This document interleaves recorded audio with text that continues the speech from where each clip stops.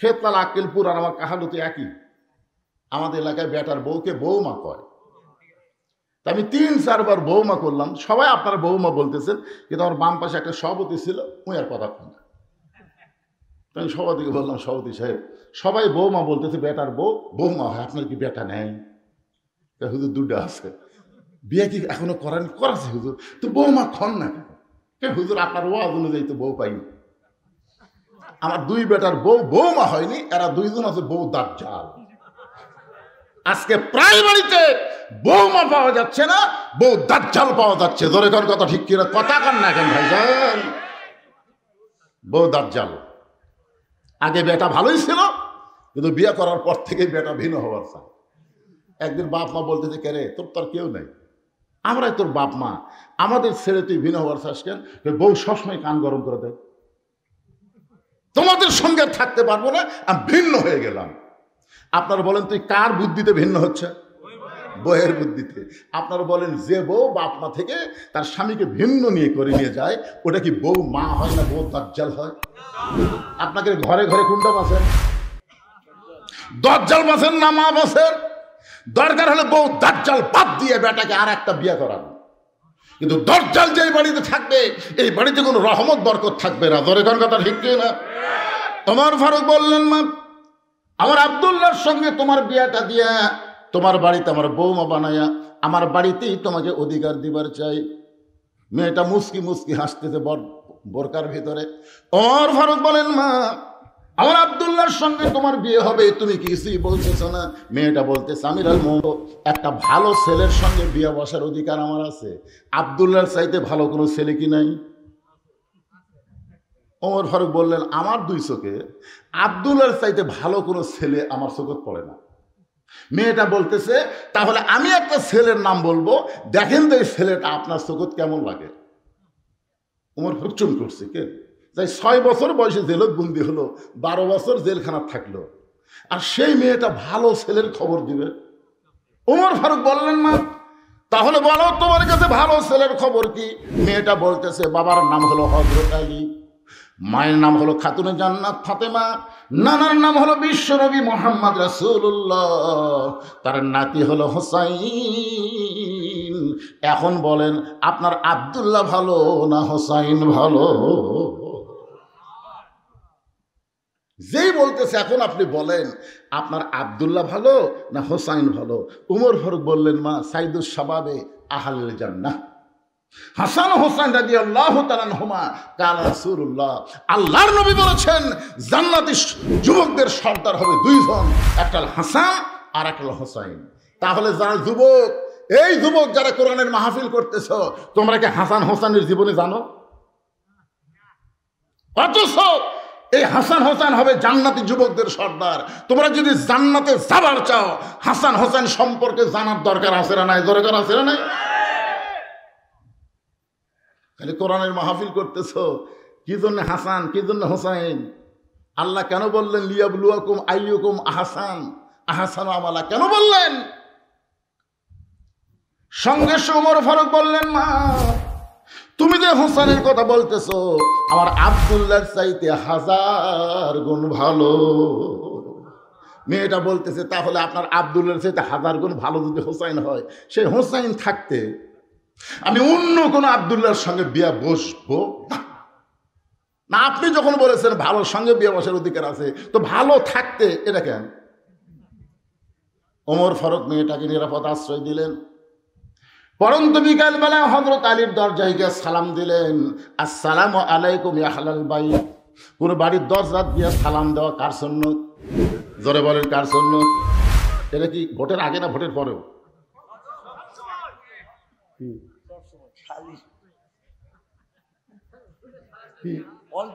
All time.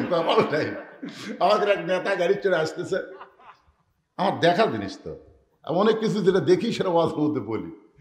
নেতা ড্রাইভারকে বলতেছে গাড়ি থামা। ড্রাইভার বলতেছে, স্যার কি জন্যে? বলো ওই যে মানুষ আসতেছে। ড্রাইভার বলতেছে, না স্যার ওরা তো ফকির। ভোটের আগে পাগলা ফকিরও স্যার হামুতে। গাড়ি যে ব্রেক করছে, নেতা গাড়ির থেকে নামা সালাম দিচ্ছে, আসসালামু আলাইকুম। ফকির খেলে চারিদিকে তাকায়। নেতা বলতেছে কি দেখেন, বলে আমি দেখতেছি কাক সালাম দিলেন, আপনাকে দিলাম, ভিক্ষা করে খায়, ভোটের আগে ফকিরতা হামুতাই। এখন এমন কতগুলো নেতা দেখা যাবে খালি সালাম ধরে কর কথা ঠিক না। এই সালাম শুধু ভোটের আগে দিলে হবে না, সব সময়। এমনকি বাড়ির দরজার যদি কোনো মানুষ নাও থাকে তাও সালাম দেওয়া নবীর সুন্নাত। এমনকি কবরে কোনো জীবিত মানুষ নাই, তারপরেও কবরের খাদ্যে দেওয়া হলো সালাম দেওয়া নবীর সুন্নাত। জোরে কর সুবহানাল্লাহ। আসসালামু আলাইকুম ইয়া আহলাল কুবুর, এই কবরবাসী যারা, তাদের উপর আল্লাহ রহমত বর্ষিত হোক। জোরে কর সুবহানাল্লাহ। তাহলে জীবিত মানুষকেও সালাম দেওয়া যাবে। যদি দরজায় কোনো মানুষ না থাকে তারপরেও বাড়িকে লক্ষ্য করে সালাম দেওয়া যাবে। কোনো মানুষ যদি জীবিত না থাকে কবরস্থানেও সালাম দেওয়া যাবে। হযরত ওমর আলীর দরজায় গিয়ে সালাম দিয়ে বললেন, আম্মা সাইলা ফালা তানহা। হযরত আলী চমকে গেলেন, কারণ সালাম শুনি বুঝতে পারছে এটা উমর ফারুকের সালাম, কিন্তু এরপরে যে আয়াতটা পড়ল বুঝতে পারছেন, আম্মা সাইলা ফালা তানহার। হযরত আলী দরজা খুলে বলতেছে, আমির আল মুমিনিন, আল্লাহ রহমত আপনার উপর বর্ষিত হোক, কবে থেকে ভিক্ষা শুরু করলেন? আপনি ফকিরের আয়াত কেন তেলাওয়াত করলেন? ওমর ফারুক বলে, আলী, আজকে আমার জীবনের সবচাইতে বড় বিপদ।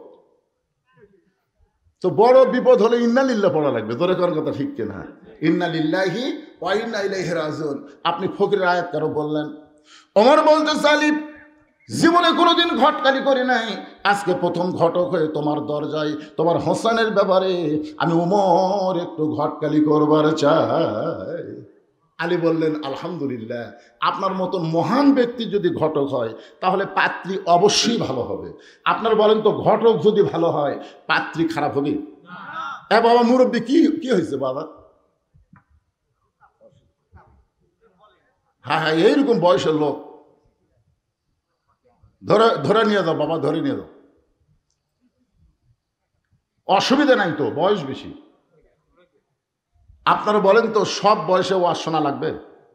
জোরে কারণ সব বয়সীকে ওয়াজ শোনা লাগবে? ওনাকে আল্লাহ পেনশন দিয়ে দিছে, আল্লাহ দিয়ে দিছে। সরকারি চাকরি যারা করে বুড়া বয়সে তাদের চাকরি করা লাগে না, বসে থেকে বেতন দেয়। জোরে কারণ কথা ঠিক কি না? সরকারি চাকরি বোঝেন আপনারা? বোঝেন, কিন্তু সরকারি বয়স বোঝেন না। আমি যুবকদের মাহফিল, যুবকদেরকে লক্ষ্য করে বলতেছে, একটু মনোযোগ দিয়ে শোনেন। হযরত আলী বলতেছেন, আপনার মতন মহান ব্যক্তি যদি হোসেনের ঘটক হয় তাহলে পাত্রী অবশ্যই ভালো হবে। ওমর ফারুক বললেন, 1 নম্বর গুণ হলো 6 বছর বয়সে ঈমান গ্রহণ করছে। পাত্রীর 2 নম্বর গুণ হলো 12 বছর ঈমানের পরীক্ষা দিয়েছে। সকালবেলা 3টা করে চাবুক, বিকালবেলা 3টা করে চাবুক মারছে, এরপরেও মেয়েটা ঈমান হারা হয় নাই। ওমর ফারুক বললেন, পাত্রীর 3 নম্বর গুণ হলো, আমার হাদিসের হাফেজ, কোরআনের হাফেজ আব্দুল্লাহর সঙ্গে বিয়ে দিবার চাইলাম, কিন্তু মেয়েটা আমার আব্দুল্লাহকে অ্যালাউ করে নাই। আলী, তোমার হোসেনকে বড় পছন্দ করে, এখন বলো এমন মেয়েটাকে তোমার বেটার বউ করা যায়? আলী বলতেছে, আমির আল মুমিনিন, আমি মনে মনে মনে মনে এমন একটা মেয়ে খুঁজতেছিলাম। মনে মনে বেটার বউ খোঁজা যাবে, কিন্তু দেখে দেখে খোঁজা জায়েজ নাই। এখন কতগুলো বাপ খালি দেখে বেড়াচ্ছে। এ পর্যন্ত 19টা দেখছে। আমাকে, হুজুর 19টা দেখলাম, পছন্দ হয়নি। আমি কইলাম, আবার বিয়ে করবে? না হুজুর, নিজের জন্য নয় তো, বেটার জন্য। তো বেটা বিয়ে করবে, আপনি দেখে বেড়াচ্ছেন? কিভাবে দেখেন? লাইয়া ছেড়ে হাত ধরে কয়, মা দেখি তো তোমার হাতটা, দেখি মা, দেখি তোমার চুল, দেখি মা। এই হাত আর চুল দেখবার যায় ওই লুচ্চা হয়ে গেছে, ওই আরো দেখবি। জোরে কোন কথা ঠিক কিনা? লাইয়া ছেড়ে শালা লুচ্চা হয়ে গেছে। বিয়ার আগে বেটার জন্যও যা, বাপের জন্যও তাই। খুব মনোযোগ দেবেন, বিয়ার আগে ছেলের জন্য যা, বাবার জন্যও তাই। একটু মনোযোগ দিয়ে শুনবেন। আলী বলতেছে, এমন একটা মেয়ে আমি মনে মনে খুঁজতেছিলাম। ওমর ফারুক বলেন, আলী, তুমি যে মেয়েকে খুঁজতেছিলা সেই মেয়ের খোঁজ যখন আমি দিলাম, এখন বলো কি? বলে, আমার পক্ষ থেকে আমি 100% রাজি। বিয়া দিবে কার সাথে? এ কথা কন না কেন? ঘটকালি কার সাথে হচ্ছে? 100% রাজিকে। ওমর ফারুক বুকের মধ্যে নিয়ে বলতেছেন, আল্লাহুম্মা জিদ মুহাব্বাতান লিল্লাহি ওয়া লিরাসূলিহি। উমর ফারুক আলী যখন কোলাকুলি করতেছে এমন সময় হোসেন ঘর থেকে বের হয়ে বলতেছে, আসসালামু আলাইকুম দুই মুরব্বী, আপনার দুইজন যেভাবে কোলাকুলি করতেছেন মনে হয় বিয়ে আপনারাই করবেন। উমর ফারুক বলে, হোসেন আমরা দুইজন তোমার মুরব্বী, তুমি কি মুরব্বী মানো না? হোসেন বলতেছে, আপনার দুইজন আমার মুরব্বী আমি জানি, কিন্তু আসল মুরব্বী হিসাবে আমি শুধু একজনকেই মানি। দুনিয়াতে যতই মুরব্বী হোক কোনো মুরব্বী মানা যাবে না, একমাত্র মুরব্বী হলো মুহাম্মদ রাসূলুল্লাহ। ধরে বলেন কথা ঠিক কিনা? আজকে তাবলীগেরা দুই মুরব্বী ধরছে থেকে দুই দল হয়ে গেছে, এক মুরব্বী, আতিউল্লাহ ও আতিউর রাসূল। এরপরে বলা হয়েছে উলিল আমরি মিনকুম, এখানে তো বলা হয়নি আতিউ উলিল আমরি মিনকুম, এখানে আল্লাহ বলে নাই।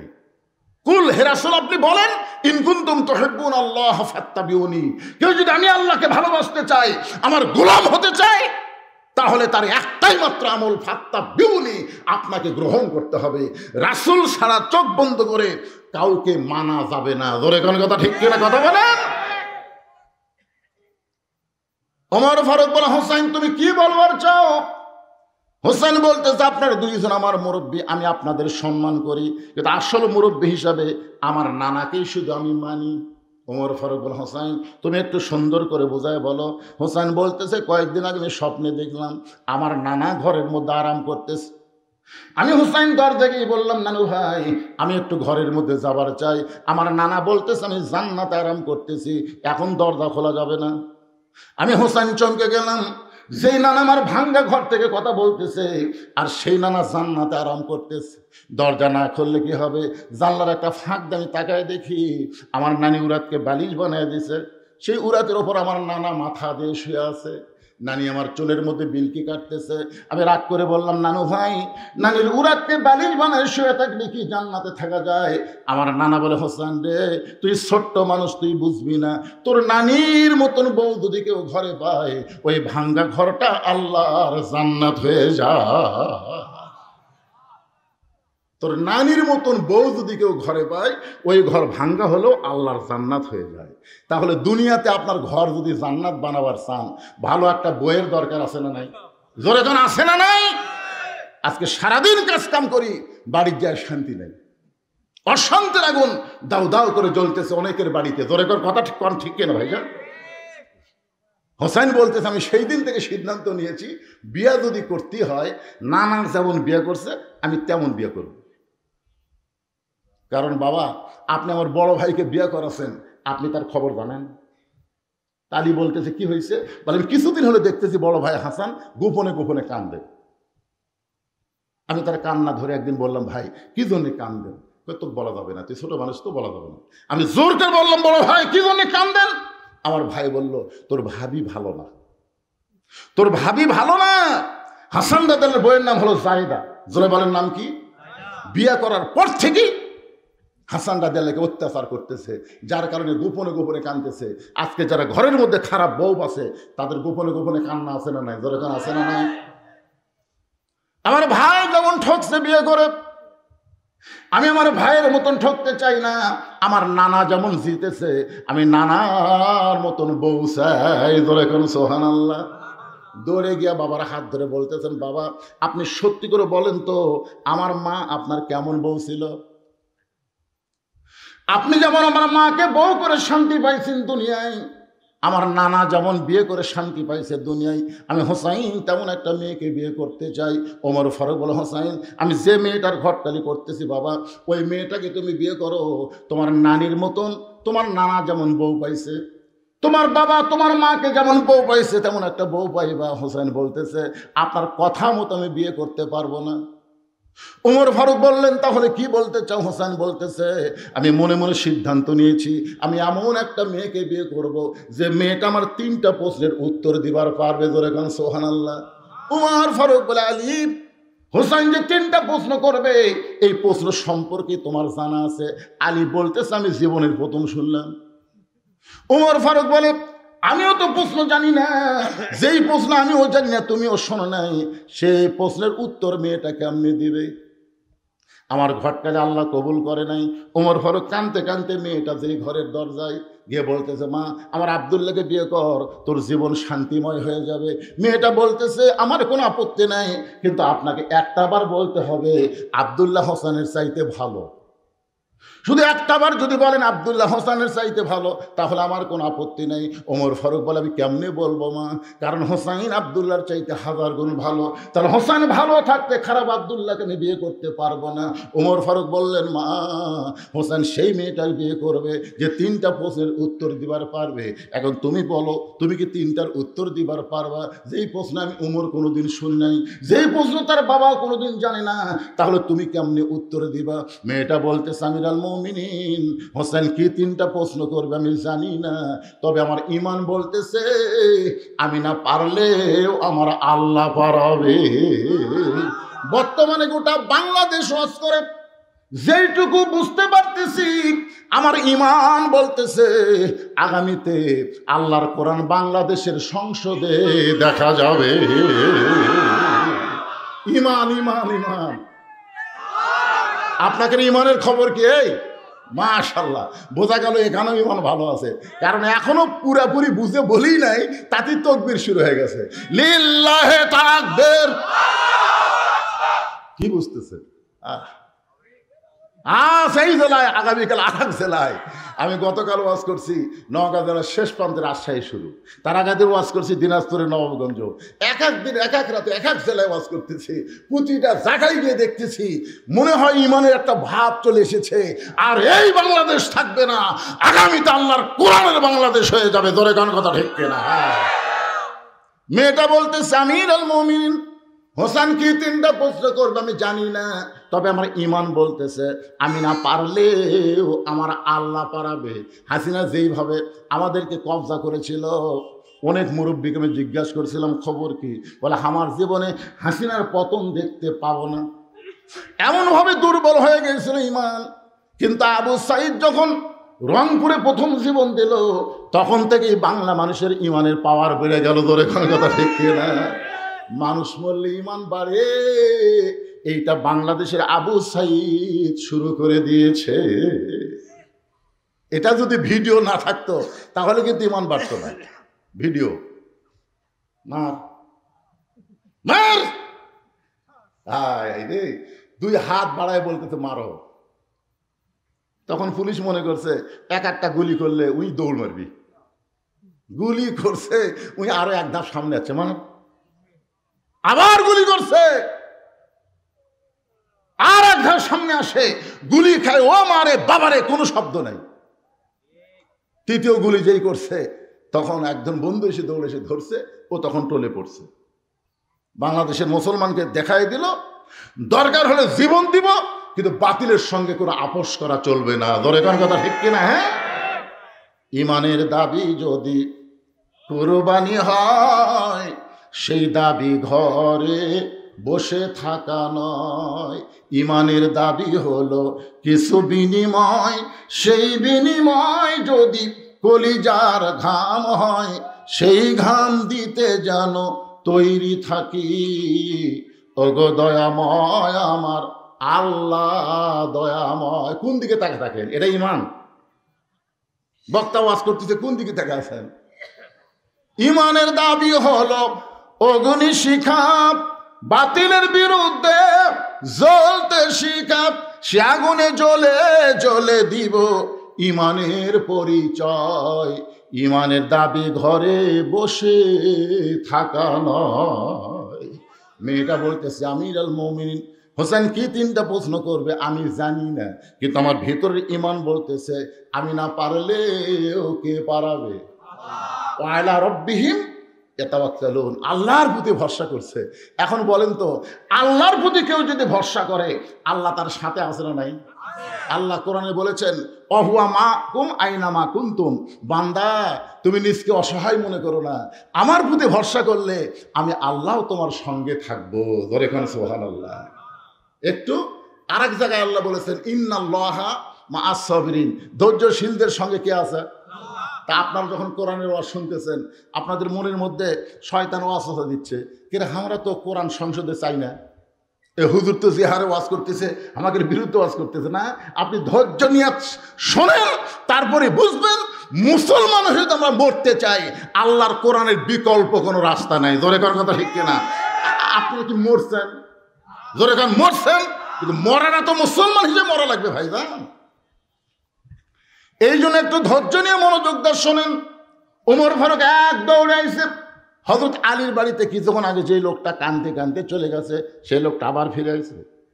আরে জিজ্ঞাসা করতেছে, এখনই আপনি গেলেন মন খারাপ করে, এখনই ফিরে আসলেন কেন? বলে তারিখ করার জন্য।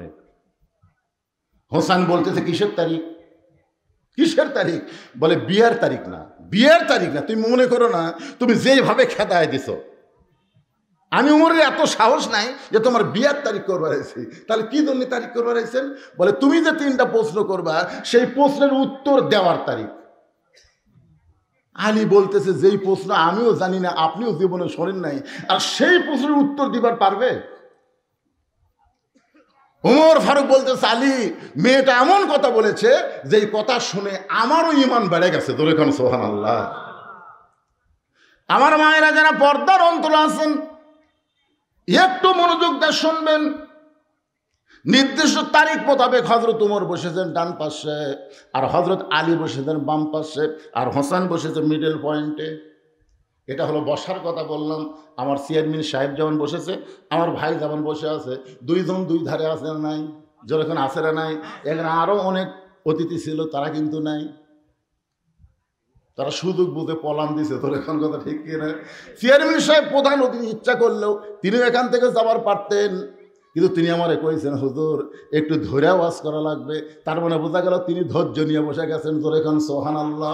ধৈর্যের সঙ্গে কে আছে? আল্লাহ কোরআনে বলেছেন ইন্নাল্লাহা মা'আস সাবিরিন, ধৈর্যশীলদের সঙ্গে আল্লাহ নিজেই থাকি। একটু ধৈর্য নিবেন। ডান পাশে হযরত উমর বসে গেছেন, বাম পাশে হযরত আলী, আর মাঝখানে হোসেন বসে। সামনে একটা চাদর দেওয়া হয়েছে, চাদরের ওই পারে ওই 18 বছরের যৌবন নারী বসে গেছে। এখন আপনাদেরকে আমি প্রশ্ন করি, সামনে চাদর দেওয়ার কারণ কি? সবাই জোরে বলেন কারণ কি? অথচ আমার বাংলাদেশের একজন গায়িকা একসময় সংসদে সেই রকম তোড়জোড় ছিল, নাম বলার আগেই ভাই বলে দিচ্ছে, আমাদের আলেমদেরকে কানা কইছে সংসদের মধ্যে গানে, ওরে মৌলানা চোখ দুইটা করলা কানা, মনের পর্দা বড় পর্দা তোমরা খুঁজা পাইলা না। আমাদের বলতেছে আলেমরা তোমাদের চোখ দুইটা কানা, মনের পর্দা বড় পর্দা তোমরা খুঁজা পাইলা না। তেতুল হুজুর বুঝলো না। আহমদ শফি রহমতুল্লাহ আলাইকে এই 2 টাকার গায়িকা মমতাজ তেতুল হুজুর বানাচ্ছে। ধরে কি হুজুর?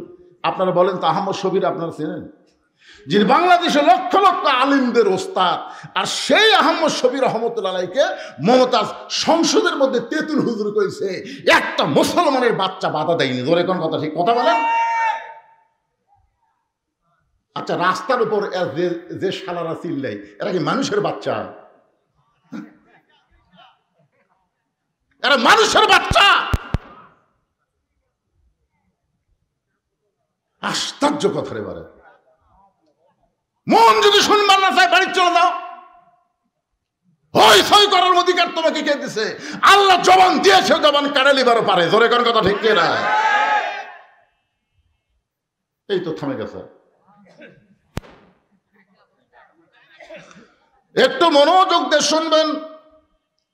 সামনে চাদর দেওয়া কারণ হলো আপনারা সকলেই বলেছেন পর্দা, তার মানে বোঝা গেল মনের পর্দা যদি বড় পর্দা হতো, ওমর ফারুকের মন ভালো না খারাপ?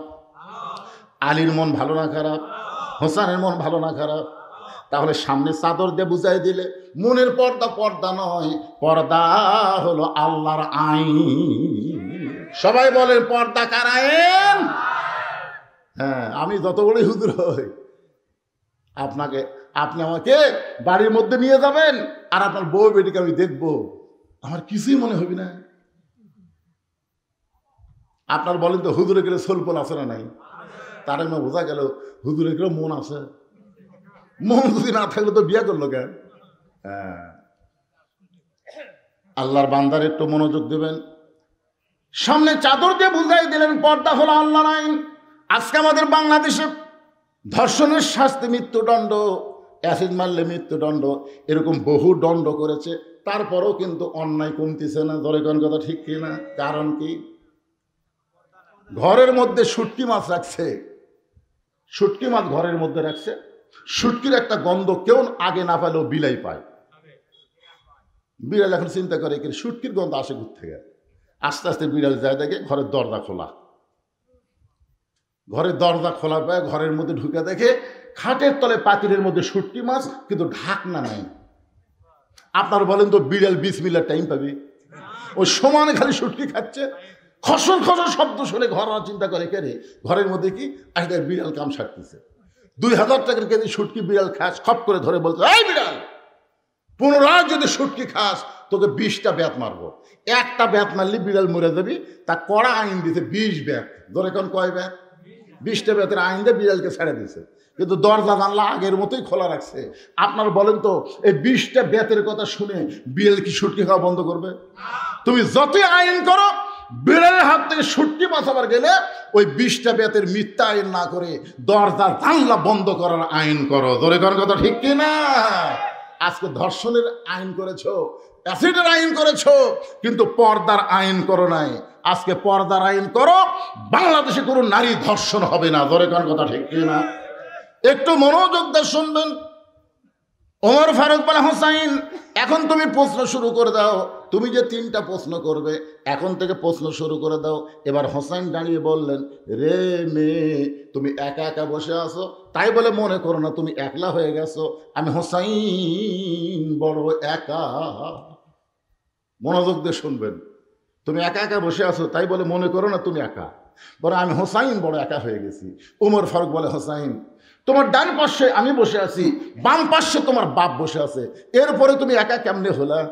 সঙ্গে সঙ্গে হোসেন বলে, রে মেয়ে, আমার 2 পাশে 2জন মহামানব দেহ নিয়ে বসে আছে, কিন্তু এই 2 মহামানব মনে মনে তোমার পক্ষ নিয়েছে।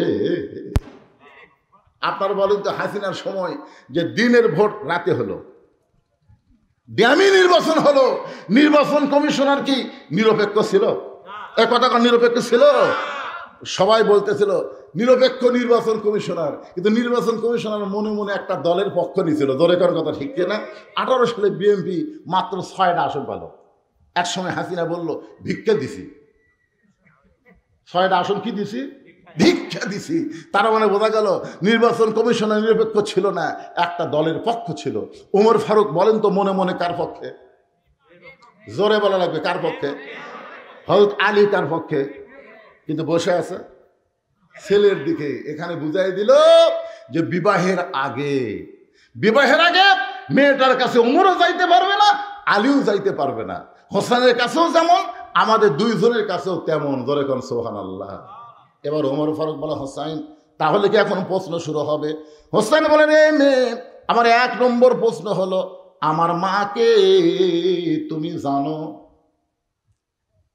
হযরত আলী বাম পাশ থেকে চমকে উঠছে, আমি ছেলের সঙ্গে আছি, আর ছেলে বাপের কথা না বলে মায়ের কথা কেন বলতেছে যে আমার মাকে তুমি জানো? খুব খেয়াল করবেন, এমন প্রশ্ন করেছে, উত্তর দাও খুবই সহজ, খুবই সহজ। আমার মাকে তুমি জানো? আমি কোন মায়ের সন্তান? ফাতেমার সম্পর্কে আমাদের সবার জানা আছে না নাই? জোরে করে আছে না নাই? সেই কারণেই হোসেন বলতেছে, আমার মাকে তুমি জানো? আমি কোন মায়ের সন্তান? সঙ্গে সঙ্গে পর্দার ওপার থেকে মেয়েটা বলে, হোসাইন আমি আপনার মাকে চিনি। প্রশ্ন করেছে জানো, সঙ্গে সঙ্গে মেয়েটা বলতেছে আমি আপনার মাকে চিনি। এই উত্তর শুনে ওমর ফারুক জিহ্বাত কামড় দিয়েছে। হযরত আলীর চোখ দিয়ে দরদর করে পানি পড়তেছে। ওমর ফারুক জিহ্বাত কামড় দেওয়ার কারণ হলো প্রথম প্রশ্নে আউট হয়ে গেল। 3বার উত্তর দিবি, একটাতেই তো আউট। প্রশ্ন করলো আমার মাকে জানো, আর উত্তর দিল আমি চিনি। আলীর চোখ দিয়ে পানি পড়ার কারণ হলো আমি হোসেনের মাকে ঠিক মতো চিনবার পারিনি, আমি নিজেই পারিনি। এত বছর সংসার করার পরেও আমি হোসেনের মাকে পুরোপুরি চিনতে পারিনি। চোখ দিয়ে দর দর করে পানি পড়তেছে, আর মেয়েটা বলতেছে হোসেন আমি আপনার মাকে চিনি। কিন্তু 3 বিচারক কেউ কোনো কথা বলতেছে না। একসময় মেয়েটা বলে, হোসেন আপনি প্রশ্ন করলেন, আমি উত্তর দিলাম, উত্তর হলো কি হলো না, 3 বিচারকের 1 বিচারকও কিছুই বলেন না। ওমর ফারুক বলতেছে কেমনে হবে? তোমাকে প্রশ্ন করলো কি আর তুমি উত্তর দিলে কি? হোসেনের মা ফাতেমা সম্পর্কে দুনিয়ার সমস্ত মানুষ জানতে পারে, কিন্তু চিনতে পারে এই খবর কেউ বলতে পারবে না। বেপর্দা নারী যারা, সমাজের সবাই চিনবে তারা। ধরে কোন কথা ঠিক কিনা? আপনার গ্রামত কার বউ কেমন সুন্দর এটা আপনার বলে পারবেন তো? পারবেন না। 4-5 জন এক জায়গায় বসে সব বাহাস লাগছে, কে রে আমাকে পাড়ার মধ্যে সবচেয়ে সুন্দরী বউ কার রে? তখন বলতেছে উমুকে। না না না, তুই ঠিক মতো দেখিস নি, ওই পাড়ার ওর বউ সবচেয়ে সুন্দর। তাহলে তোমরা তো অপরের বউ সুন্দরের কথা বলতেছে কেমনে? এর বউ সুন্দর সবচেয়ে বেশি, এ কথা জানার পেছনে কারণ হলো ওই মেয়েটা বেপর্দা। বেপর্দা নারী যারা, সমাজের সবাই চিনবে তারা। ধরে কোন কথা ঠিক কিনা? আপনারা বলেন তো ফাতেমা কি বেপর্দা? তাহলে কেমনে বলতেছে আমি চিনি? আলীর চোখ দিয়ে দর দর করে পানি পড়তেছে। এমন সময় মেয়েটা বলে, হোসাইন, আপনার মায়ের চোখের ভুরু জোড়া ছিল, আপনার মায়ের বাম গালে কালো একটা তিল ছিল, এই থুতুনির তলে লাল একটা দাগ ছিল। সঙ্গে সঙ্গে আলী বলতেছে, মা যা বলছিস বলছিস মা, আর বলিস না, কারণ 3 জনের মধ্যে একজন পরপুরুষ আছে। আপনার বলেন তো এই 3 পুরুষের মধ্যে ফাতেমার জন্য পরপুরুষকে? জোরে বলেন। তাহলে চিন্তা করে দেখেন, 3 জনের মধ্যে একজন পরপুরুষ, যাকে হযরত আলী পরপুরুষ বলতেছে, সেই পরপুরুষ সম্পর্কে আল্লাহ নবী বলেছেন, আমার পরে কেউ যদি নবী হতো, লাউ কানা ওমর, আল্লাহ ওমরকে নবী বানায় দিত। রাসূল বলেছেন নবুয়তের দরজা বন্ধ, কিন্তু নবী হওয়ার সব যোগ্যতা আল্লাহ ওমরকে দান করেছে। সেই ওমর যদি পরপুরুষ হয়, তাহলে মুরিদের বইয়ের কাছে পীর কি পুরুষ? আর কথা কয় না। মুরিদের বইয়ের কাছে পীর কি পুরুষ? পরপুরুষ। এই সাইডটা কি পুরুষ? ও বাবা পুরুষ। আহা, আমি এর আগেও আপনাদের বলেছি, হয়তো মনে নাই। 3টা জিনিস খেয়াল করবেন, বড় ডাক্তারের বউ কোনোদিন সিজার লাগে না। বড় ডাক্তার যারা, তারা বউকে সিজার করে না। কারণ কি জানেন? সিজার করলে বাচ্চারও ক্ষতি, মায়েরও ক্ষতি। এই জন্য ডাক্তারের বউয়ের সিজার লাগে না। 2 নম্বর হলো মৌলানার বাড়িতে মিলাদ হয় না। দেখবেন খেয়াল করে, মৌলবীদের বাড়ি মিলাদ হয় না। ওরা পরের বাড়িতে পড়ায়, কিন্তু নিজের বাড়িতে হয় না। আর 3 নম্বর হলো পীরের বউ কোনোদিন মুরিদ হয় না। খেয়াল করে দেখবেন, পীরের বউ জানে আমার পীর মাঝে মধ্যে মুরিদের বউয়ের দিকে চোখ মারে, এই লুচ্চার হাতে মুরিদ হবো না। ঠিক আছে? মাশাআল্লাহ। তাহলে 3টা মুখস্থ রাখবেন। 1 নম্বর হলো ডাক্তারের বউয়ের সিদার লাগে না, 2 নম্বর হলো মৌলবীর বাড়িতে মিলাদ লাগে না, আর 3 নম্বর হলো পীরের বউ মুরিদ হয় না। যেই পীরের নারীদেরকে মুরিদ দেয়, বুঝবেন এরা ভণ্ড। ধরে কোন এরা কি? এরাই ভণ্ড। হ্যাঁ, আল্লাহর বান্দার একটু খেয়াল করবেন। আলী বলতেছেন, মা চোখের ভুরু জোড়া, এটা আমি বলতে পারি, কারণ হোসেনের মা আমার বউ। এই কারণে প্রত্যেকটা স্বামী বলতে পারে তার বইয়ের ভুরু কেমন। জোরে কোন ঠিক কিনা? আমি বলতে পারবো। রাসূল বলেছেন, স্বামীরা যদি স্ত্রীর 2 চোখের মাঝখানে এই যে ভুরু দেখতেছেন, এই 2 চোখের মাঝখানে যদি একটা চুমা খায় ভুরুর উপরে, আল্লাহ তারা খুশি হয়ে তাদের আমল নামায় একটা নফল হজের সওয়াব দিয়া দেয়। এইদিকে তাকান, কোন জায়গা? এই 2 ভুরুর মাঝখানে এই চুমা দেওয়ার নফল হজের সওয়াবের কথা কইছি। মেয়েদের কাছে এক সিলি পাইছে, হুজুর আপনি তো মস্ত বড় ক্যাসাল করলেন। আমার স্বামী যে বিড়ি খাওয়া খায়, ওই ঘরের মধ্যে ঢুকলি মনে ভোকরা পাটা ঢুকছে, এই জায়গা চুমা খাবার গেলে তো আমার পেট খারাপ হয়ে যাবে। শোনেন, যারা বিড়ি খায়, এই যারা বিড়ি খায়, এরা যে ঘরত থাকে, সে ঘরে সবকিছু গন্ধ না? কথা গন্ধ কিনা? আর কাপড় ধরেন, যা ধরেন সব দুর্গন্ধ। এই জন্য আল্লাহ নবী বলেছেন, স্বামী স্ত্রী মহব্বত করার জন্য ঘুমানোর আগে মেসওয়াক করা সুন্নত, আবার ঘুম থেকে উঠে মেসওয়াক করা সুন্নত। আপনি যত বেশি মেসওয়াক করবেন, আল্লাহ আপনার মুখের দুর্গন্ধ তত বেশি দূর করে দিবে। সুবহানাল্লাহ, জোরে কর। আলী বলতেছেন, মা বাম গালে একটা তিল আছে, আমি বলতে পারি। দুদিন ধরে লাল একটা দাগ আছে। হোসাইন তার মা হওয়ার কারণে বলতে পারে। তুমি কেমনে বললাম? মেয়েটা বলতেছে, মুরব্বী তাহলে শোনেন, ওই রোমের জেলখানার মধ্যে যখন আমি বন্দি ছিলাম, সকালবেলা 3টা করে চাবুক মারতো, বিকালবেলা 3টা করে চাবুক মারতো। আমার দেহের এমন কোনো জায়গা নাই যে জায়গায় চাবুকের আঘাত লাগে নাই। এক সময় চাবুক মারতে মারতে আমি অধৈর্য হয়ে গেলাম, বিরক্ত হয়ে বললাম, আল্লাহ তুমি আছো আসমানে, তোমার নবী আছে মদিনায়, এই রোমের জেলখানার মধ্যে এত নির্যাতন, আমাকে দেখার মতন কেউ নাই। লা ইলাহা ইল্লাল্লাহ আছে আসমানে, আর মুহাম্মদ রাসূলুল্লাহ আছে মদিনায়। এই জেলখানার মধ্যে এত নির্যাতন হচ্ছে, দেখার মতন কেউ নাই। মাঝে মধ্যে কিন্তু বিরক্ত হয়েছে বিএনপির লোকেরা, বিরক্ত হয়েছে জামাতের লোকেরা এই 15.5 বছর আল্লাহর ওপর। মাঝে মধ্যে নিজের বাড়ি বানাচ্ছে, সে বাড়ি থাকা যাচ্ছে না, আলুর বাগুরের মধ্যে থাকা লাগতেছে। তাও যদি আলুর দাম হতো, কথা নেই। এইবারে আলু যে কি করবি ভাই, আলুর বাগুরের মধ্যে থাকা লাগছে। ওয়াজ করে বাড়ি থাকা যায় নাই। বাড়ির বউ মোবাইল করে বলতেছে, সন্ধ্যা থেকে পুলিশ ঘুরতেছে, আপনি বাড়িতে আসবেন না। চিন্তা করেন, চোর ডাকাত বলে শুয়ে আছে, আর আলিম হয়ে আলুর বাগুরের মধ্যে ঘুম পাড়তেছে।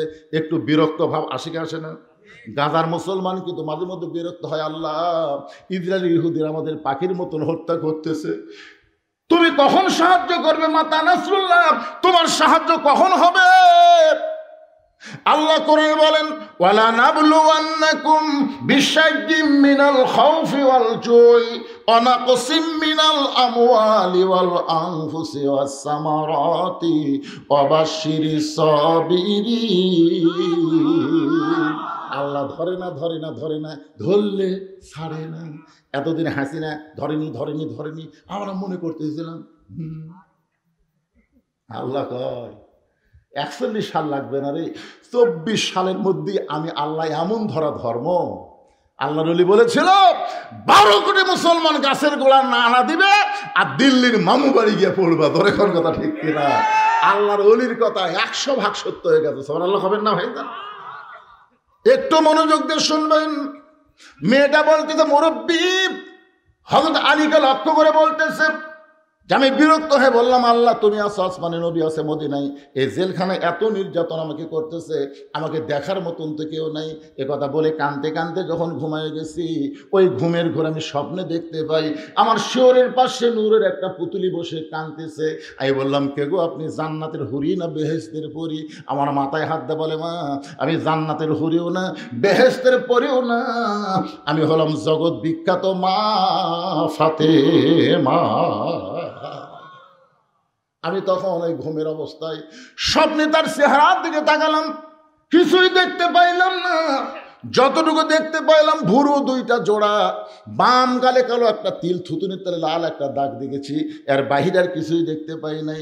সঙ্গে সঙ্গে হোসেন বলে, রে মেয়ে, 1 নম্বর প্রশ্নের উত্তর যেমন আশা করেছিলাম তার চাইতে 100 গুণ তুমি সুন্দর উত্তর দিয়েছ। লিল্লাহে তাকবীর। ওমর ফারুক বলতেছে, আমার ঘটকালে আল্লাহ কবুল করছে। হোসেন বলতেছে, এত সহজ না, 3টা প্রশ্নের উত্তর দিলে বিয়ে করব, নচেত আমি বিয়েই করব না। ওমর ফারুক বলে, হোসেন তাহলে এখন 2 নম্বর প্রশ্ন শুরু করো। ইজা আসাবাতুহুম মুসিবাতুন ক্বালু, সকলে পড়েন, ইন্না লিল্লাহি ওয়া ইন্না ইলাইহি রাজিউন। যে আয়াতকে সামনে নিয়ে আলোচনা করতেছি ভাইজান, যখন বিপদ আপদ মুসিবত তোমাদের সামনে আসবে, আল্লাহ দোয়া শিখে দিয়েছেন, বেশি বেশি তোমরা ইন্না লিল্লাহর আমল করবে।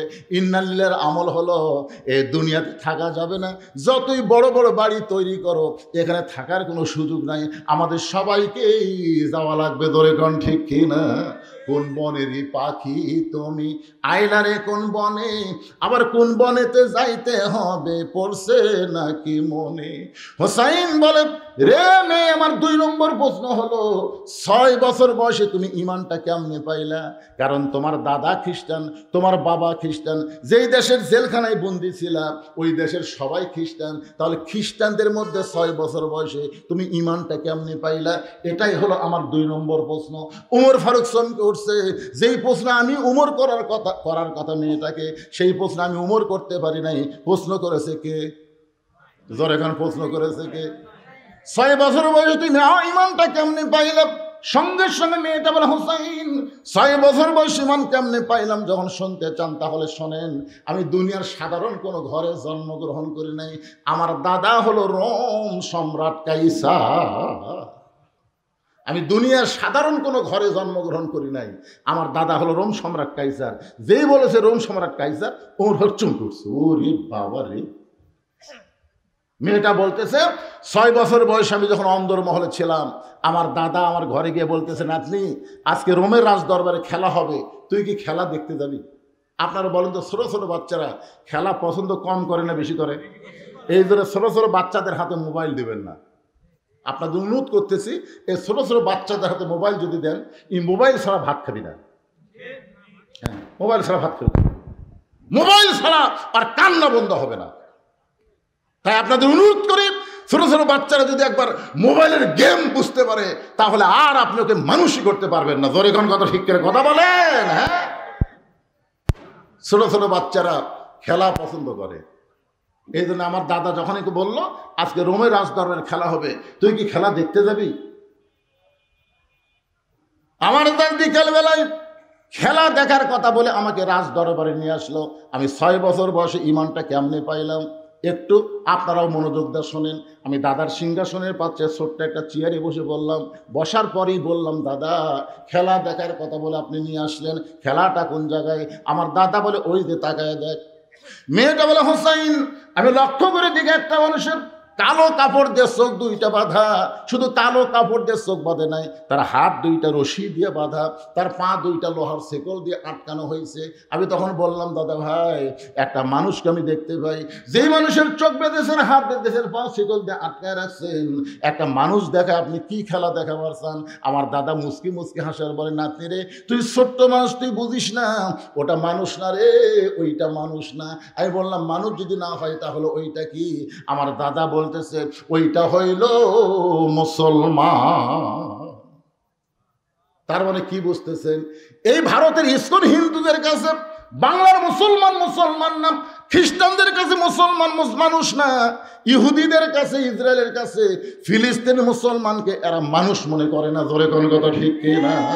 কিয়ামত পর্যন্ত ইহুদি খ্রিস্টান হিন্দুরা আমাদেরকে মানুষ মনে করবে না।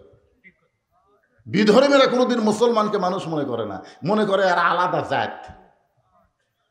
অথচ আল্লাহ কোরআনে বলেছেন, অমাইয়াবতাগি গয়রাল ইসলামা দীনান ফালাই ইউকবালা মিনহু। জোরে কোন আল্লাহু আকবার। আচ্ছা, এই যুব মাহফিলের কমিটি নাই? আচ্ছা শোনেন, এই কমিটি নাই, তাহলে এরা কি করতেছে?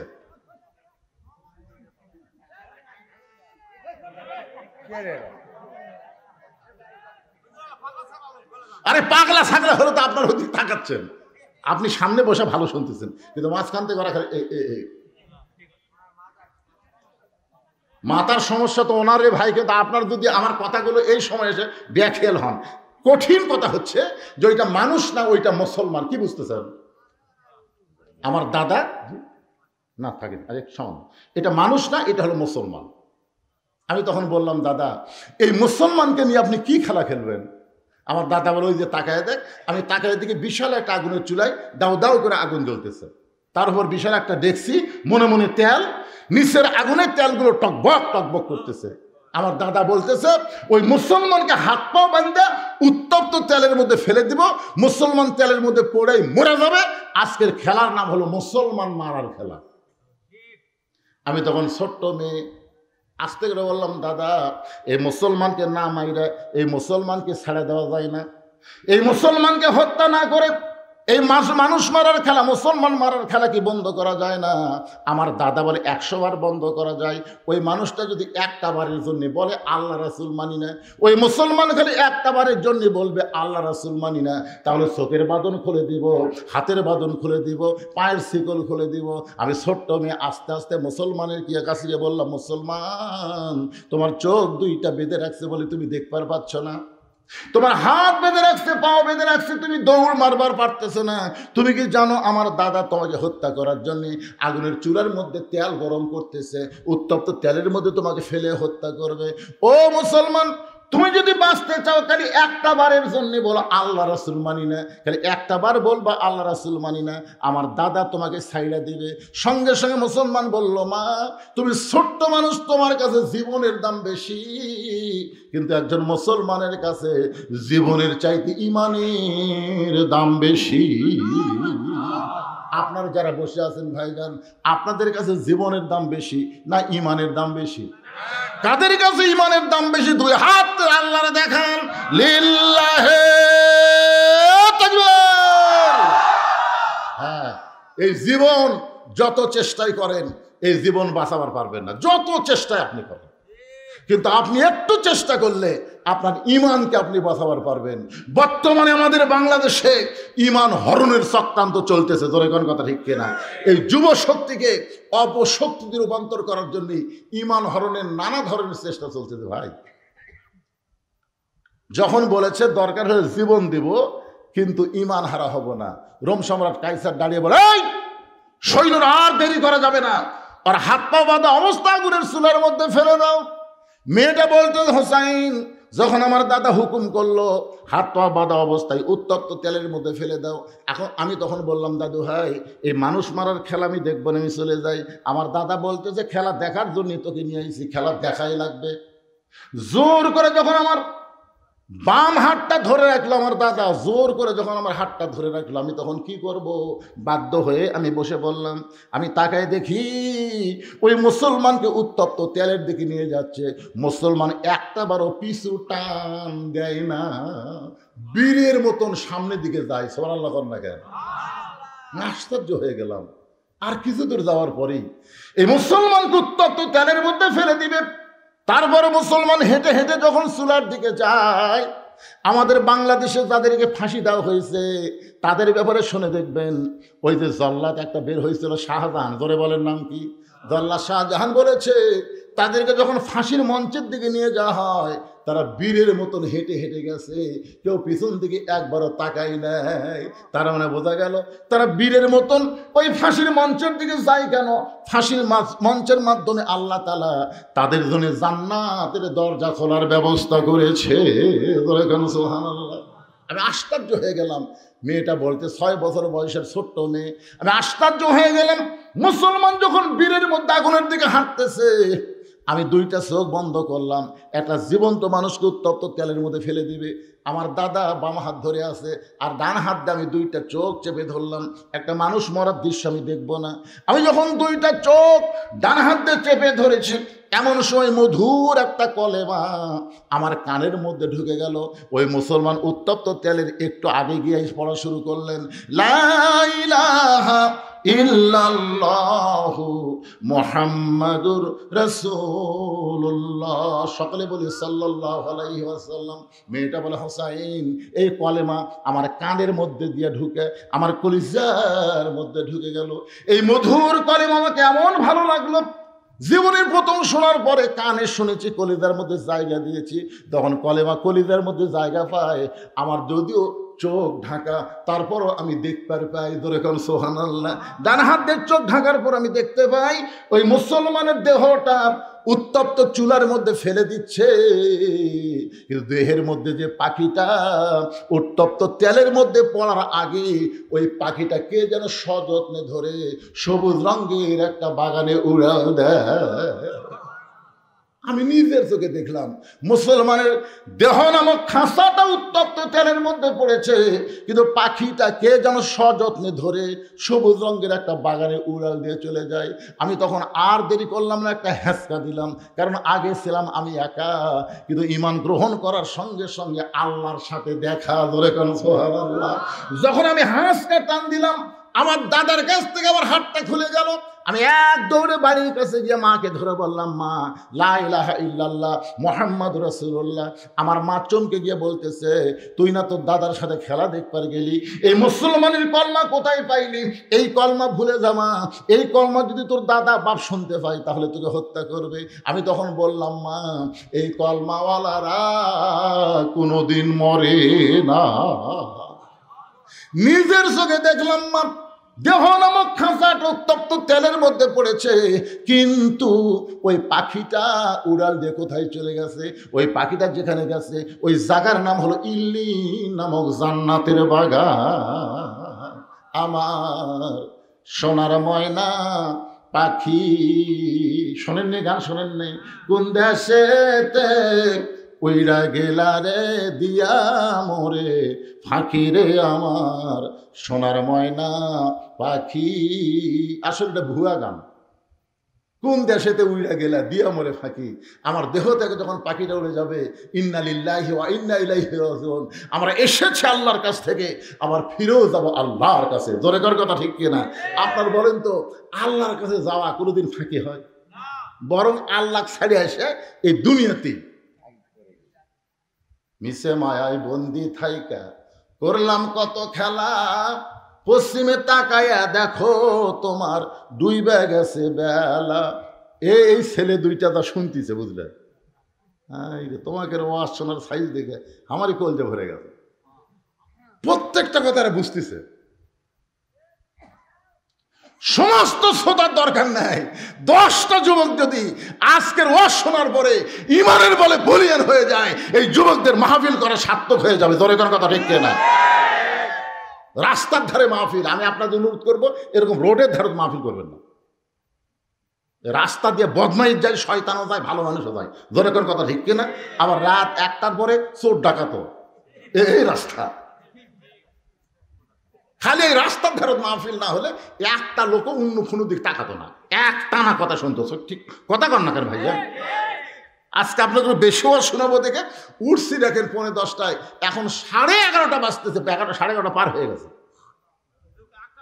না চলুক, কয়টা বন্ধু চল, বিষয়ের কথা না, ওয়াজ শেষ হলে আমি মনোজাত করবো। তো যে কথাটা বলতেছি, এ কথাটা আপনাকে বোঝা লাগবে না? কারণ বোঝার দরকার আছে না নাই? কত গুরুত্বপূর্ণ কথা। আমাদের সবাইকে যেতে হবে ইন্না লিল্লাহি ওয়া ইন্না ইলাইহি রাজিউন। যতই 3তলা 4তলা 5তলা বাড়ি বানান, শয়তান বারবার বলবে, তাকায় দেখ, কি দেখতেছিস ভাই? 5তলার ভিত দিছি ভাই, 3তলা হচ্ছে। ও যে রড বের করে ছুছি, আর 2টা তলা হলেই আমার শান্তি রে, আর 2টা তলা হলে আমার আর কোনো টেনশন নাই। আপনার বলেন তো, আর 2 তলা হলে আর টেনশন নাই? নাই? বারবার বলতেছে কোন দিকে তাকাস, উপর দিকে তাকাস না পাগল, তোর জন্যে 1তলাও বরাদ্দ হয়নি, তোর জন্য জায়গা হলো 19তলা। ধরে কোন তলা? 19তলা মানে কি? মাটির নিচে থাকার চিন্তা করছেন? মাটির নিচে থাকার চিন্তা করছেন? ইজা আসাবাতহুম মুসিবাতুন ক্বালু ইন্না লিল্লাহি ওয়া ইন্না ইলাইহি রাজিউন। আয়াতকে সামনে নিয়ে আপনাদের সামনে আলোচনা করতেছি। মেয়েটা বলে, হুসাইন, আমি এক দৌড়ে চলে আসলাম মায়ের কাছ থেকে আমার দাদার কাছে। আয়েশা দিকে আমার দাদা সমস্ত সৈন্যদেরকে নিয়ে হাসতেছে, শাহবাগের মিছিল করতেছে। আমাদের বাংলাদেশে যখন কোনো ফাঁসি হতো তখন শাহবাগে ওরা গিয়ে মিছিল করতে। ধরে কারণ ঠিক কিনা? মানে একটা ফাঁসি হতি আর একটা কয় ফাঁসি চাই, ফাঁসি চাই। আল্লামা সাইদি হুজুরের জন্য ফাঁসির মিছিল করছে এই বাংলাদেশে যিনি 50 বছর কোরআনে হক তাফসীর করছে, তার ফাঁসির জন্য এই বাংলাদেশে যারাই মিছিল করেছে, আর যাই হোক এদের জন্ম ঠিক নাই। ধরে কথা কন না কেন ভাইজান? ফাঁসি চাই, ফাঁসি চাই। এই সালাউদ্দিন কাদের বিএনপির একজন নেতা, তাকে অন্যায় ভাই ফাঁসি দিছে। তার ছেলে হুম্মাম কাদের চৌধুরী একদিন একটা টক শোয়ে বলল যে কি কারণে তার বাপকে ফাঁসি দিল, কি কারণে দিল। অত কথাকে এক ওয়াজে বলা যায়, একটু মনোযোগ দিয়ে শোনেন। আসে থেকে দাদা সৈন্য নিয়ে আনন্দ করতেছে, মুসলমান মরে গেছে, মুসলমান পুড়ে গেছে, মুসলমান শেষ হয়ে গেছে। এমন সময় নাতি বলতেছে, কানার ভাগ্যে ধন মিলে না, সামনে পড়ে আছে সোনা, কানা দেখতে পায় না, মাটি মনে করে ফাইলে দেয়, হাতে তুলে নেয় না, কানার ভাগ্যে ধন মিলে না। সামনে পড়ে আছে সোনা, কানা দেখবার ভাই, মাটি মনে করে ফেলে দেয়, কিন্তু কি ফেলে দিল? কানার ভাগ্যে ধন মিলে না। দাদা চিল্লাবার, নাতনি রে তুই কি বলবার চাস? নাতনি বলতেছে, দাদা তোমরা বলতেছো মুসলমান পুড়ে গেছে, আমি নিজের চোখে দেখেছি যে মুসলমানকে নিয়ে আনন্দ করতেছে, পুড়ে দেওয়ার কারণে এই মুসলমান এখন জান্নাতে ঘুরে বেড়া। তোমরা কানার জন্যে ধন মিলবে না। এটা তোমরা বলতেছো মুসলমান পুড়ে গেছে, মুসলমান পুড়িছে, মুসলমানের খাঁচা পুড়তিছে। দেহ নামে খাঁচা কোনো দাম নাই, পাখি যদি না থাকে এ খাঁচার 1 পয়সা দাম নাই। ধরে কোন কথা ঠিক কিনা? খালি মরেই দেখেন, আপনার ভিতরে পাখি উড়ে যাক, যে বাড়ি আপনি করছেন ওই বাড়ির থেকে যত তাড়াতাড়ি বার করার ব্যবস্থা করবে। সবাই এসে বলে ভাই সকালে মরছে রে, এখন পর্যন্ত তোমরা ঘরতে থুতে বের করো। আপনারা বলেন তো যাই বলতেছে বের করো, ওই কি ওর আপনজন না? ওই কিন্তু সব শুনতেছে। যে মারা গেছে যতক্ষণ পর্যন্ত কবর দেওয়া না হবে, মায়ের সাথে হাদিসটা আছে সেমাল মাউতা, মৃত্যু ব্যক্তি সব শুনতে পায়, এমনকি সব দেখতেও পায়। এখন এত টাকা দিয়ে যে বাড়ি বানাচ্ছে সেই বাড়ির থেকে টেনে টেনে বার করতেছে, ওর অবস্থাটা কি হচ্ছে বুঝছে? মেয়েটা বলে হোসাইন 6 বছর বয়সে আমার দাদার সাম্রাজ্যের ছোট্ট চেয়ারে বসে আমি দেখেছি একজন মুসলমানকে হত্যা করা। ওই দেখার পরে আমি ঈমান গ্রহণ করেছি। এইভাবে 6 বছর বয়সে ঈমান নামক মহামূল্যবান নিয়ামতটা আমি পেয়েছি। সঙ্গে সঙ্গে হোসেন বলে রে মেয়ে, 2 নম্বর প্রশ্নের উত্তর যেমন আশা করেছিলাম তার চাইতে 1000 গুণ তুমি সুন্দর দিয়েছ। ওমর ফারুক বলতেছে আমার ঘটকাটা আল্লাহ কবুল করছে। হোসেন বলে এত সহজ না, 3টার উত্তর না দিলে আমি বিবাহ করিব না। ওমর ফারুক বলে হোসেন এখন তাহলে তুমি 3 নম্বর প্রশ্ন করো। এবার হোসেন বলে রে মেয়ে যুবকেরা, এটা একটু মনোযোগ দিয়ে শোনা লাগবে। 3 নম্বর প্রশ্ন হলো বিবাহের পরে আমার সঙ্গী তোমার থাকতে হবে। কি মনে করতেছেন? এই যে আবু তোহা আদনান বিয়ে করছিল, এক বউ থুই আর একটা বিয়ে করেছিল ঢাকার যা, যার জন্য হারানো নাটক হলো। আবু তোহা আদনান ঘুম হয়ে গেল, আসলে ঘুম টুম কিছু না, ওই দ্বিতীয় বিয়ে। কি মনে করছিল সে বউ আবার ছেড়ে গেছে। তাহলে কথাটা খুবই গুরুত্বপূর্ণ। হোসেন বলতেছে যিনি যুবকদের জান্নাতের যে সর্দার হবে সেই প্রশ্ন করতেছে যে বিবাহের পরে আমার সঙ্গী তোমার থাকা লাগবে। বিয়ার আগে না বিয়ার পরে? আজকে আমাদের যুবকেরা কোনটা ভালোবাসে, বিয়ার আগেরটা না পরেরটা? বিয়ার আগেরটা বলতেছে তুমি আমার জীবন, তুমি যদি চাও আমি পাহাড়ে উঠবো, তুমি যদি চাও আমি সাগর ডেঙ্গায় যাবো। যে সারা পুকুরত পড়ে পানি খায় ওই বলে সাগর ডেঙ্গাবে। তুমি জানো না গো, 1 রাত তোমাকে দেখিনি, মনে হয় 1 বছর দেখিনি। মেয়েটা মনে করে আল্লাহ কাল প্রেমিক পুরুষ দুনিয়াতে নাই, চিটিং, চিটার, এটা বুঝবি বিয়ার পর। ধরে কোন ঠিক কিনা? আল্লাহর কি কাম, ওরই সাথে বিয়ে হচ্ছে। বাসর রাত্রে ওই বাসর করা বাদ দেওয়া লাখ টাকা ঘুম পাড়তেছে। বউ কয় কে গো আজকে বাসর রাত, ঘুমাও কেন? তুমি না কইছো 1 রাত না দেখলে 1 বছর দেখা হয় না, তুমি আমার জন্য পাহাড়ে উঠবে, তুমি সাগর ডেঙ্গে দেবে, আজকে ঘুম পাড়তেছে। এলা সিটারি রে পাগলি, তো সিটারি না গেলে ঘর তুলতে হবে। বিবাহের আগে কোন মেয়ের সঙ্গে প্রেমের সম্পর্ক নেই, একটা কথা বলা কবিরা গুনাহ। কথা কন কি গুনাহ? জান্নাতি যুবকদের সর্দার দুনিয়ার সমস্ত যুবকদের বোঝায় গেল বিবাহের আগে কোনো সম্পর্ক চলবে না, বিবাহের পরে আমার সঙ্গী তোমার থাকতে হবে। মেয়েটা ফোঁপায় ফোঁপায় কাঁদতেছে। ওমর ফারুক বলে মা 2টা কঠিন প্রশ্ন করেছে আর সেই 2টার উত্তর তুমি দিলা, এই সহজ প্রশ্নের উত্তর না দিয়ে তুমি কেন কাঁদতেছো? তুমি বলো হোসাইন বিবাহের পর আমি তোমার সঙ্গী থাকবো, বিবাহের পর আমি তোমার সঙ্গী থাকবো। মেয়েটা বলতেছে আমিরুল মুমিনিন এমন উত্তর দিলে আপনি বিশ্বাস করতে পারেন, কিন্তু হোসাইন এমন উত্তর দিলে বিশ্বাস করবে না, বিয়ার পর আমি তার সঙ্গী থাকবো। এই কথাটা বলা যায়, কিন্তু এই কথাটা তাই সে বিশ্বাস করবে না। এবার বলে মা তাহলে তুমি কি 3 নম্বর প্রশ্নের উত্তর দিবার পারবা না? মেয়েটা কিছুক্ষণ পরে বলে আল্লাহ, মনে মনে আল্লাহর সঙ্গে যোগাযোগ করতেছে, আল্লাহ 2টার উত্তর দিয়ে দিলাম, এইটার উত্তর কি দেব? এমন সময় আল্লাহ পাক ইলহামের মাধ্যমে এটাকে জানাই দিল, রে মেয়ে তুমি উত্তরে বলো একজন মস্ত বড় আল্লাহর নবী ছিল, সেই নবীর নাম হলো আইয়ুব নবী। ধরে বলেন কি নবী? আইয়ুব নবী যখন সুস্থ ছিল তখন তার অনেকগুলো বিবি ছিল, তার বাড়ি ছিল, ঘর ছিল, বাদশাহী ছিল, চাকর নৌকর অনেক কিছুই ছিল। কিন্তু আইয়ুব নবী যখন অসুস্থ হয়ে গেল, অসুস্থতার মাত্রা যখন বেড়ে গেল, একসময় আল্লাহ তার দেহের মধ্যে গোস্তর পচন ধরে দিল। তখন কিন্তু চাকর নকর কেউ তার সঙ্গে থাকলো না, এমনকি তার বউগুলোও তাকে ছেড়ে চলে গেল। আইয়ুব নবীর শরীরের দুর্গন্ধ হওয়ার কারণে লোকালয় থেকে তাকে জঙ্গলে ফেলে দেওয়া হলো। তখন জঙ্গলে যখন ফেলে দেওয়া হয়েছে, তখন একটা বিবি আইয়ুব নবীর সঙ্গ ত্যাগ করে নাই। সেই বিবিটার নাম হলো রহিমা। মেয়েটা বলে হোসাইন।